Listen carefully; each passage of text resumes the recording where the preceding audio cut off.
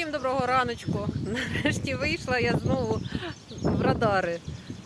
Прийшли з Тьомчиком, так би й не вийшли. Прибігла в ательє, ці штани з костюма, сіла на лавочку, а там штирюк якийсь торчав і порвала штани. Так досадно, там навіть якщо зашиють трохи буде видно, то там в такому місці, що не видно.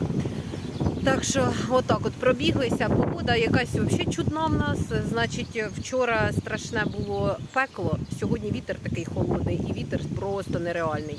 Та пішли в бібліотеку, взяли рекомендовану літературу на літо.